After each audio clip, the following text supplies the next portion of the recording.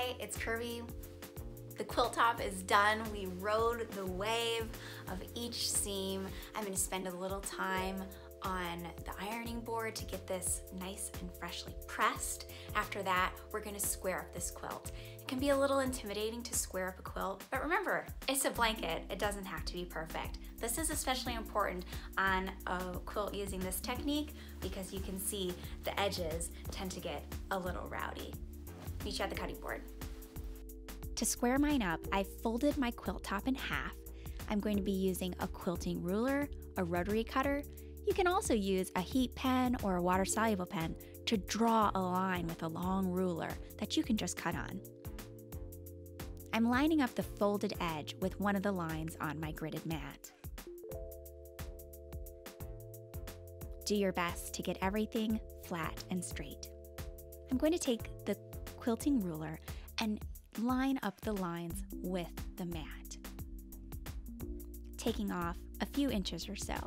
Now, if your quilt size has to change because you need to cut more off than you thought you would have to, that's okay, it happens.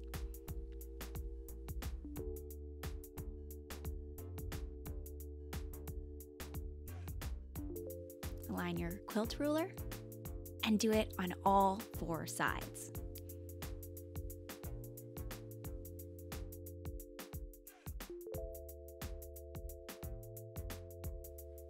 You can check your corners with the quilting ruler to see if your corners are square.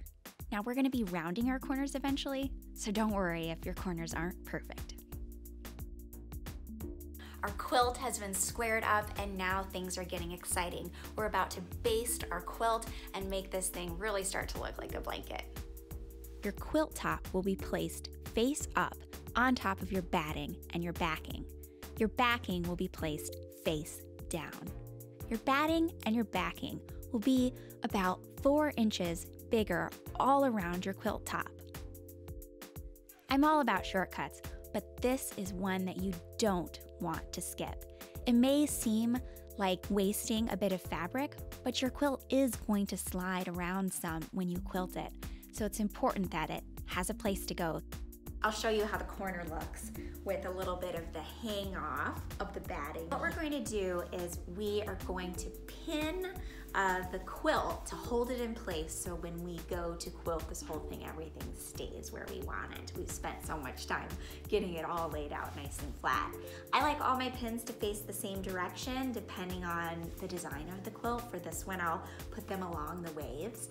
As you can see, these pins are bent so that they can scoop up really easily. Now, careful if you're on a table. I'm going to use my cutting mat underneath it so I don't hit anything. I don't want to leave any nicks in my table. Wouldn't it be great if we all had huge tables with self-healing mats, and then that would be pretty great.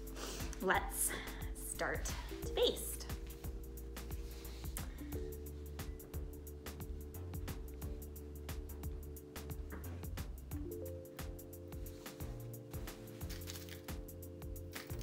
This will be meditative.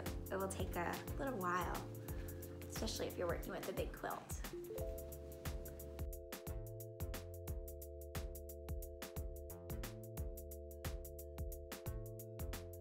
When you're basting, you might notice that you have some bumps or some rippling, and part of this is due to the organic quality and how well you were able to sew those curves together.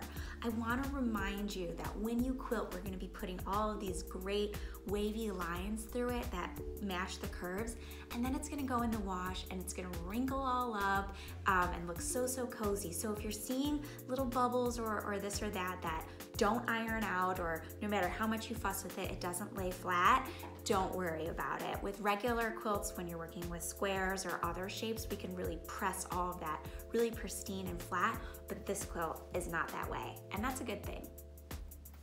Spray basting also works great. Give it a try. When your needle is sharp, your machine runs so much better. Now's a great time to change your needle. I have my machine all threaded, and I put on a walking foot, this bigger foot that will help grip multiple layers of fabric. And I've also opened my stitch length to be a 5, so it really gives a more handmade look.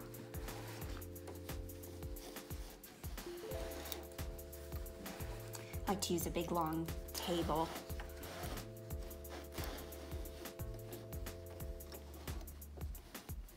And I'm going to put my presser foot right next to the seam.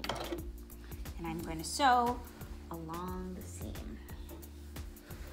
I highly recommend using quilting gloves. They really make a difference, help you grip your fabric and spread the fabric to feed it through the machine.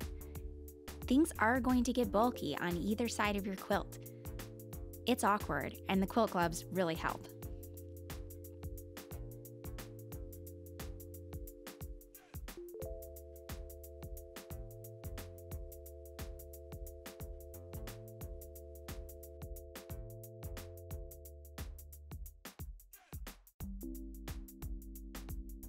Now, each time you quilt a wave, you need to turn the fabric in the other direction.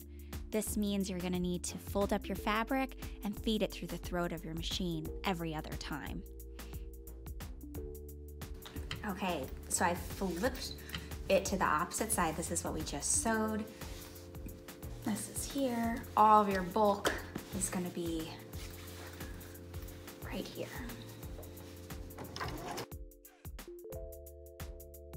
It's bulky, it's awkward, it's quilting.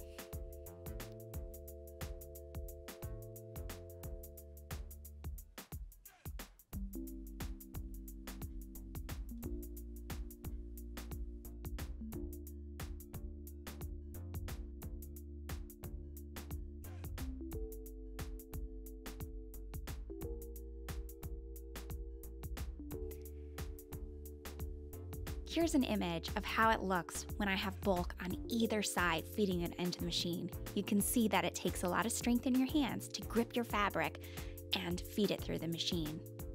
The gloves really do help.